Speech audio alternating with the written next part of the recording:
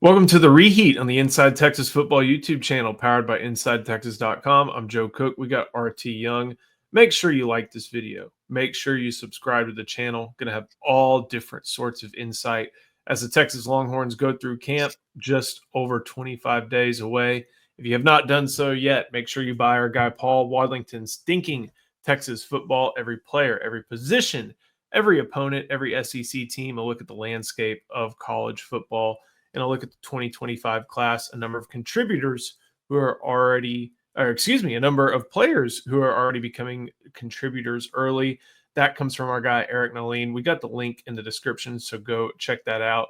And of course, sign up for Inside Texas. You can get 1 week free for just $1. And when you sign up, you get a full year of access to The Athletic. Your Inside Texas membership starts at just $1 for the first week. We'll throw in a complimentary year of access to The Athletic. So go to the other link in our description, should be near the top. Sign up for Inside Texas. We know you're going to want everything your subscription has to offer. Today, we got some bad news to talk about. Andre Cojoe apparently has suffered a season-ending knee injury. Then we'll get into Texas being number 1 in the coaches poll, with Ohio State being number 2. And Trevor Goosby was named to Bruce Feldman's Freaks list. Always a fun list. But we got to start with the not fun news. Andre Cojoe apparently suffered a ACL injury. Not clear what knee quite yet. But either way, the injury is the type that knocks you out for the year. And Texas tackle depth is vanishing kind of quickly. Yeah, man, it feels like every year there's one of these early camp injuries and you're almost just bracing yourself, wondering who it's going to be, going back to, I feel like, Troy O'Meara in the COVID season, and then Isaiah Nayor and Junior Angelau, I think, have it happening on the same day. Andre Cojoe is obviously a young guy who's done a ton of work on his body to really get in shape. The good thing for him, I think, isn't he still is he even 19 yet? He may barely be 19, but he's also a redshirt sophomore. So one of those clocks is moving faster than the other. Yeah. So obviously he does have some time to recover, but so best wishes to him, and hopefully he gets there in time to really make a contribution in next season's campaign. But it really does hurt Texas's tackle depth, and that right tackle position was maybe the biggest question mark in the entire team, not just on the offense. Wondering who that's going to be. I actually was talking to somebody who was at that practice and told me, hey, Cojoe came down with something, looked like a lower leg injury, not sure what it was. And at the time, they moved Nate Brooks to right tackle and moved Brandon Baker inside to right guard. Obviously, DJ Campbell was not practicing, which is why he was not at right guard.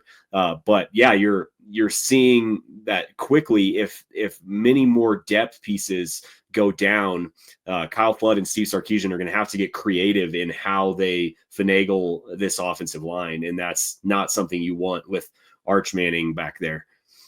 At this point, the tackle picture kind of looks like you have Trevor Goosby at left tackle. You had Baker and Cojoe at right. Now you remove one of those. You maybe move up Nick Brooks. That seems like the most likely outcome. But then you don't know who that extra tackle is going to be. Is it going to be Jaden Chapman, who at this point kind of seems like more of a swing guy? Or is it going to be, insert player here? A lot of these players that Texas has just kind of fit into the interior profiles. Do you move maybe someone like Cole Hudson out there? Do you see if Neto Umeozulu can do it? Like, this is a pretty tough situation for Kyle Flood, it sounds like. Yeah, I was thinking about that because obviously you have Cole Hudson at center right now, but you have an experienced center just in years in the program, in Connor Robertson behind him. Do you almost Cole Hudson has also played a variety of positions on the offensive line. Do you really go with the experience side of things, even if that does make you suffer a little bit on not getting the ideal size offensive line that Kyle Flood and Steve Sarkisian really like to have? but we'll see what they do. But hopefully Brandon Baker or somebody throughout this fall camp, grabs the ring and never lets go of it, and stays healthy, and that's that. But I hate these early fall camp injuries, and it seems like it happens every year, so it's a bummer. There's no real silver lining to this, but I guess if you're going to try to find one, it's that Brandon Baker has earned a lot of really positive reviews over the course of the past few days. And it sounds like, as Andre Cojoe goes down for the year, Brandon Baker and, doing this as much as I possibly can, Brandon Baker is starting to really make some progress at that right tackle position. And as the only true sophomore who seems to be in contention for any of these starting jobs. Yeah, obviously Brandon Baker, highly touted recruit. He was a prize recruit on the offensive line of his class, and he has been getting good reports. He's got great length, and it's time for him to put it all together, and hopefully, like we've seen so many times in the last few years at Texas, that he's made better by competition, and the fact that he has to go against Colin Simmons and Trey Moore and Colton Vosick and Ethan Burke in practice, he'll get to the regular season and be like, oh, this isn't so bad, which is the good thing about having a deep team and an incredibly talented team. So that is my hope, that Eric Nahlin talks about zero-sum game a lot in these fall camps, that it's like, I remember back in the 2020, going into 2021, you had us thinking that the D line is just going to be incredible. But what we found out was that was a pretty rough offensive line in 2021. And the interior of the defensive line had some talented pieces, but they hadn't fully arrived yet. But we know who Colin Simmons is. We know who Trey Moore is. And I think they probably are the best competition that these tackles are going to face all year, unless they see South Carolina in the SEC championship game, which is probably not likely, but I guess it could happen. Could happen. Before we keep going, got to show some love to our sponsor, and that is Laura Baker. Hi, I want to tell you about Laura Baker. If you're looking for a new home in the 512, or even at this point, let's face it, 737 area code, there's only one number to call. That's Laura Baker at 512-784-0505. As a member of the elite Andy Allen team with Keller Williams, Laura has helped Longhorns find the home of their dreams in Central Texas. Just ask our resident sex symbol, Ian Boyd, who moved all the way from Michigan to Texas with Laura's help. Laura can help you find what you're looking for in the 512, the 737, or even parts of the 254 and the 210. Just, give her a call at 512-784-0505. Her email is in the description, as well as the rest of her contact details. She's a friend. Give her a call. RT, another topic that you had touched on in recent weeks is the fact that Texas has never been number one in any preseason poll. And the coaches poll came out earlier today. For the first time ever, the Longhorns number one in the coaches poll. The AP poll, I think, comes out this time next week, or Monday afternoon next week. But Texas number one, Ohio State number two. I think Texas had 28 first place votes, and the Buckeyes had 20. So that's 48 out of 67. I think Penn State had a few, Georgia had a few, Notre Dame got skipped, and then Clemson had some. I don't think this comes as a surprise, nor does the split of votes. The fact that, there's not a clear consensus number one, it's kind of split up amongst a few different teams. I don't think any of that comes as a surprise, but always nice to see number one up there being burnt orange. Yeah, I think we talked about this a couple weeks ago, so I am a bit surprised that Texas was number one in the coaches poll. So I was a little bit not shocked by this, but taken off guard, because I thought the coaches, a little bit different than AP or the media. I thought that they were going to maybe just play it safe and, like they typically do, just put the last national champion in Ohio State. And I thought Ohio State, from the coaching standpoint, was just going to get the majority of the votes. So it's interesting that, and I've always gotten the impression that, other coaches don't always like Texas, but it shows. But I do think they like and respect Steve Sarkisian, so I think that might be the difference there, as opposed to like the Tom Herman days or even late Mac Brown. where a lot of times I don't think Texas was necessarily overhyped in the polls. I think they might have been overhyped online, but not necessarily on the people who actually make the rankings or study the rosters. But yeah, I was a little bit surprised by this. I thought Ohio State was going to take it. I think luckily for Texas, I don't think being number one in this and being number one in the forthcoming AP poll is going to change much, because I think Texas internally has set their own expectations. You have Michael Taft. He came back because he very clearly said, I want to win a national championship. That's the reason he came back. He and his other teammates and Steve Sarkisian are saying, let's get over the hump. They're setting their own bar as far as what they want this season to be. So I don't think being number one puts any added pressure on the team, because they're making the pressure themselves. So number one versus number two, I'm going to look up what that looks like. I know it hasn't been a super frequent occurrence in the history of Texas football. Heck, the last time Texas went to Columbus, it was number 2 Texas versus number 4 Ohio State. And then it was the one in Austin, I think, that may have been number 2 Ohio State versus number 1 Texas. But just the idea of that as we sit 26 days away, so exciting. Yeah, it's awesome. And can't wait. I couldn't think of another time that's been the case. I think there was a couple of those Bob Stoops, Mac Brown, Red Rivers where you might have had 2 versus 3, but I know the 2008 was 1 versus 5, but when Texas won, it flipped and Texas became 1 and OU was 5. So I couldn't think of it. Obviously, you probably would have gotten it last year in Austin had Georgia not lost to Alabama. And I can't remember what that ended up being. But yeah, it's huge stakes in Columbus. So many different storylines, not just 1 versus 2, but the rematch from last year. Obviously, the from 20 years ago, that through line from Texas's last national championship will be very present in what Vince Young and Lima Swede and our own Drew Kelson did in Columbus back in 2005. So that'll be big. I'm probably missing a bunch of storyline. Arch, yeah. So yeah, there's going to be no shortage of storylines in that game. I can't wait. I can't believe it's going to happen this month. Also, I think I did a quick count. There are 9 SEC teams: number 1 Texas, number 4 Georgia, number 8 Alabama, 9 LSU, 13 South Carolina, 15 Ole Miss, 17 Florida, 18 Tennessee, 21 Texas A&M. That rounds out the list. No Oklahoma on the list.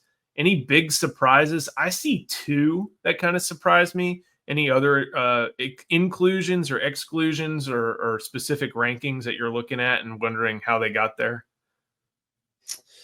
So mine are maybe a little bit more hipster picks. I feel like Illinois is only ranked number 12 because they're almost getting like an Indiana bump from last year. It's like coaches are trying to figure out who the next Indiana is going to be. And then the other one, I don't know why BYU is ranked. They don't have a quarterback anymore.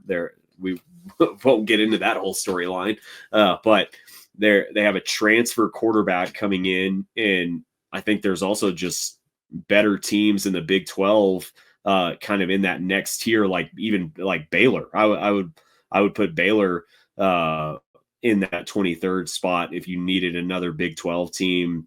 And then I guess the third thing was like, man, the ACC just really is not doing it this year. It's wide open. I think I don't feel good about Miami with Carson Beck, so I think they could be a quick dropout of the top 25. I do think Clemson will run the conference this year. SMU, I think, will probably have a little bit of a drop off.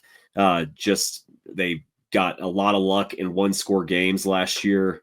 So I think the ACC is going to be very weak and might only see one team in the college football playoff at the end of the season. What jumped out to you? Yeah, no Belichick bump, obviously. Nope. Yeah, I'm with you. BYU doesn't need to be there.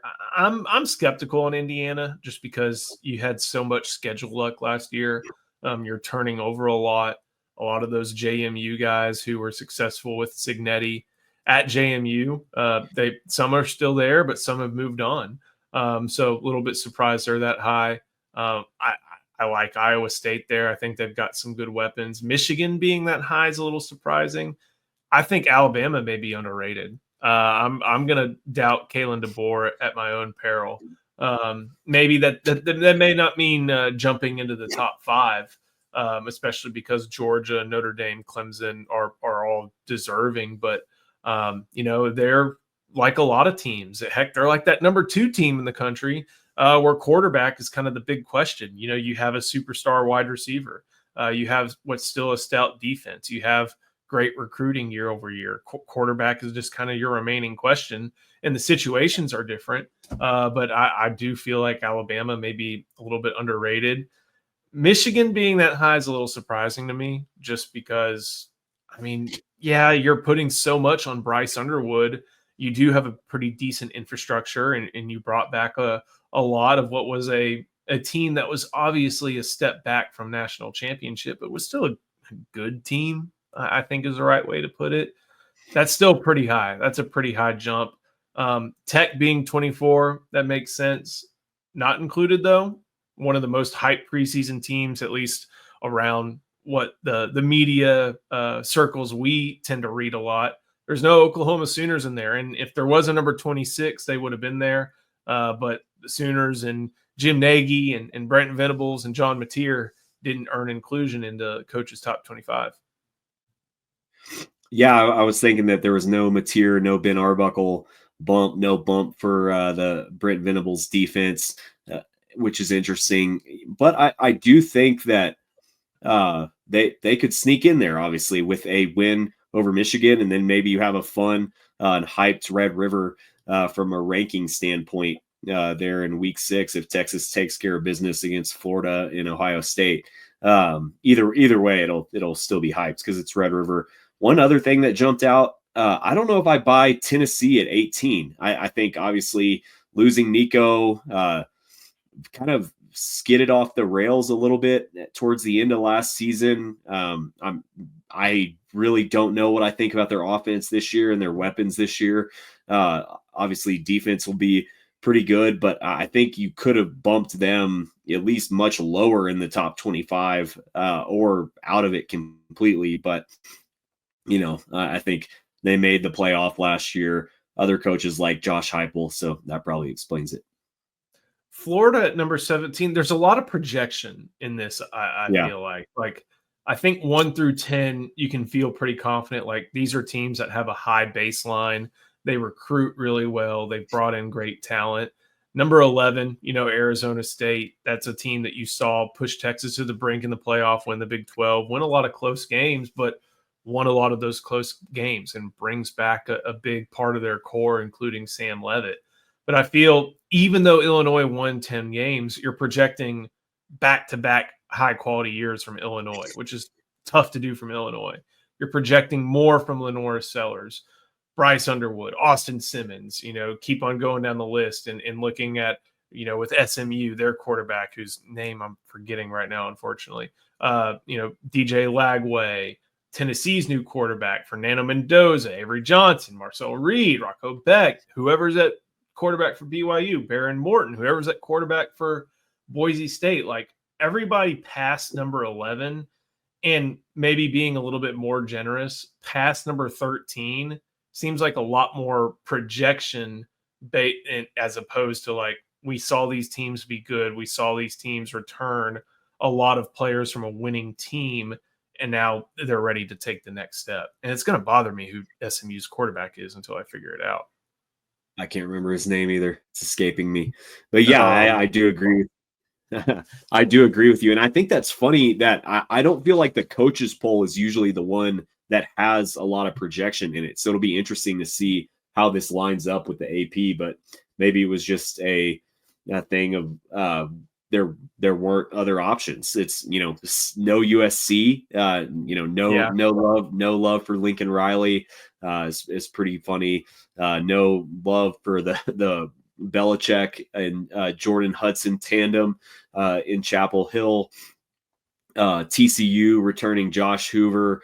So a lot of familiar names are left out in favor of maybe some of the projection teams like a Texas Tech or like a Illinois. I don't know. So it's interesting, and I'm interested to see how it lines up with the AP poll.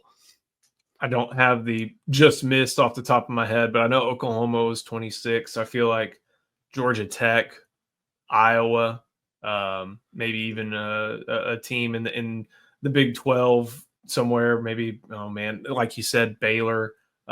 Those are some teams that feel like they could be in the 30 range. Baylor and TCU would probably be in that 25 to 30 range or 26 to 30 if they missed out. Thinking about the rest of the SEC, as we mentioned, there were 9 teams. Oklahoma's not there. Kentucky's not there. Mississippi State's not there. I don't think anybody's that surprised. No Vanderbilt. Auburn's not there. They got a lot of preseason hype. Did you think they may have jumped in there?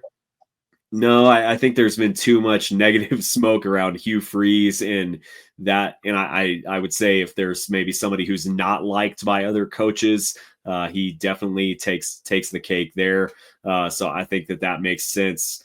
A lot of negative smoke about him spending too much time on the golf course. It's, Lane Kiffin obviously has been going at Hugh Freeze quite a bit. Really good wide receivers and Eric Singleton and Cam Coleman, but there's just too much talent in the SEC and there's just too many other options. I need to look at Auburn's schedule, and I don't know how much people look at schedules to factor in preseason top 25s, but yeah, that one's not surprising to me. A lot of disrespect for the troops here too. No Army, no Navy, no Air Force. Yeah. Would have been nice to see them, but I'm sure they're turning over a lot. And I think 2 of Army's best players, one's at Arizona State and one's at Georgia. Yeah, the running back who I really liked was hoping Texas might look at. He's at Arizona State. So it does kind of stink seeing the service academies starting to get poached by the transfer portal as well. It happens. Paul Skeens blazed the trail. So yeah. Before we keep going, got to show some love to our other sponsor, that is David McClellan. I'm just going to say, guys, you probably need a fiduciary financial advisor. And I've got the guy for you. His name is David McClellan with Forum Financial. He works broadly and deeply with his clients as a financial life coach. And he should know something about coaching because he won several national championships as a swimmer for the University of Texas. He specializes in financial planning and has contributed numerous articles to Kiplinger on the topic of retirement tax bombs. So contact David today to be your fiduciary financial planner and schedule a 1-hour consultation to assess your financial situations. The free consultation is available, so just give him a call. The number is 312-933-8823. That's 312-933-8823. His email is also in the description below. YouTube is all about genuine reactions. Before we get to Trevor Gooseby, Darren Fox, 4 years, $229 million. Good, bad, indifferent? I would say indifferent. I think they got a he wanted to go to San Antonio. He made it clear. So I'm sure there was a wink that will sign you to the extension. But I think, you give it a year or two with Dylan Harper and Steph Castle and De'Aaron Fox with Wemby. And then seems like a pretty tradable contract, which is just insane because NBA contracts are just nuts now, but he's still only 27. So I'm excited to see how it shakes out. I think we're gonna make a big leap this year. I'm predicting over 50 wins. So it's a big leap. We'll keep it moving to one more football topic. Trevor Gooseby was named to Bruce Feldman's Freaks list. Bruce Feldman's been doing this for a long time, and it's just kind of one of those events as I hit my phone, events in the offseason. When the preseason poll's coming out. When Feldman's Freaks list is coming out. And for a team that's recruited as well as Texas has, a little bit surprised that there's only one in Trevor Gooseby, but it makes sense that he's the inclusion just because he's the guy that I think what Feldman does is he tries to include people who are probably going to play a little bit more. I know Barron Sorrell was on the list, I think, last year. They may have missed it in 2023, but Roschon Johnson was on it in 2022. So this is an area where Feldman he doesn't have a full burnt orange blind spot. He rode at 6'7" 1/3", 311 pounds, Gooseby clocked a flying 10-yard sprint of 1.44. He also graded at an extremely high level in terms of his acceleration for an O lineman, hit a max speed of 20 miles an hour this offseason, benched 365, and jumped the highest of any Longhorn O lineman. They also posted a clip of him that our Justin Wells was able to grab, of Gooseby doing a 360 dunk. Even if it was a 300-degree dunk, if you're 6'7", 300, and turning around midair to put the ball on the rim, you're doing a pretty good job. And overall, it seems like a worthwhile inclusion, but it also seems like there may have been some guys left off the list. Yeah, totally makes sense on Gooseby. Has that basketball background, had that really long, lean frame. We use this term a lot, but it was just a moldable ball of clay for Torrey Becton and Kyle Flood and Sark when he got to Austin. So they obviously liked what they saw when he was in high school at Melissa. Younger brother obviously is a really good basketball player who hopefully will end up at Texas one of these days. But I don't see how Feldman makes the case that he talks to NFL scouts, but then you're ignoring the team that, along with Georgia, has dominated the draft in the past 2 years. When I just don't buy that somebody like Ryan Wingo or Colin Simmons or Anthony Hill even, or Jelani McDonald wouldn't make this list. If it really was, a full survey. Obviously Feldman's one guy, one reporter. He can't do that. So I do think one issue I've had with the Freaks list since I really started paying attention to it, maybe in like 2019 or so, is I think it a lot of times comes down to which coaches really like to talk. And I've noticed every year he has a lot of Texas Tech guys on his list. I think 2 were on it this year. And it is just funny. A lot of times it does it. And I get it's just weight room, off the field type stuff, but you put Nick Harbor from South Carolina at number 3. He was a favorite of the Inside Texas prospect board back in the day because of his track ability. But Nick Harbor, he's miscast himself as a wide receiver. And correct me if I'm wrong, but I think he might have 2 career touchdowns since at South Carolina. Was a pretty big non-factor last year. In a lot of ways, his choice of playing receiver, I think, has totally made him really a non-factor for the Gamecocks. And you put him at number 3 when he just has a complete lack of production on the field. I don't know. I think it's funny. And I get you want it to look different than an NFL mock draft. But those are just some of my issues that I've grown to have with the Freaks list the past 5 or 6 years. No disagreeing with Jeremiah Smith at number 1, though. Yeah, I mean, those stats were insane. That's someone I was listening to another podcast and it was like, could he grow into a tight end? And the responses were all like, no, that's the scary part. Like that's not what he's going to be. He's doing all this and he's still a wide receiver. But Gooseby, this is someone who, it looks a little bit different than what Kelvin Banks did. Kelvin Banks was 6'4", almost 6'5", 320 pounds. Gooseby's going to be 6'7", 311 pounds. That means he still has some work to do in the run blocking department, not because of his frame, but just because of what we watched. But being able to bench 365 and being able to, when are an offensive lineman going to vertical jump? Never. But at the same time, that indicates explosion and what they can do pushing from calves, thighs, hips, and up into a defender and pushing them out of the way. So that's always optimistic to see. Make sure you like this video. Make sure you subscribe to the channel. And, of course, go check out our guy Paul Wadlington, his Thinking Texas Football preview. Every player, every position, every member of the SEC, every team on Texas schedule, the college football landscape, and Eric Naline also offers a look at the 2025 recruiting class, including some players who are making impacts already. And, of course, your Inside Texas membership starts at just $1 for the first week. And with it, we'll throw in a complimentary year of access to the Athletic best Longhorn football coverage. Recruiting never stops, but we have the best community, the best everything associated with Texas football online you're going to want to come check out at Inside Texas, and we've got some great perks for you as well. So, RT, thank you so much. Thank you for watching. See you next time on the Reheat on the Inside Texas Football YouTube channel, powered by InsideTexas.com.